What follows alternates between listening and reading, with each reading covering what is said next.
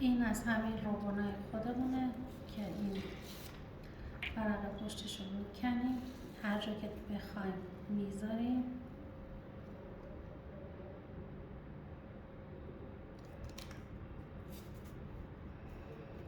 بعد با این شروع میکنیم به ماساژ دادن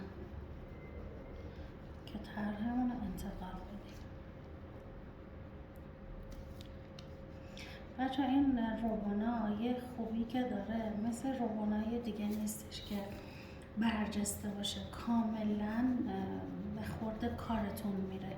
از این کناراش هم میتونید به آرامی بلند کنید ببینید که طرحتون انتقال پیدا کرده یا نه. اگر انتقال پیدا نکرده باشه دوباره میچسبونید روشو، با کاردکای خودش میکشید که کاملا انتقال پیدا کنه.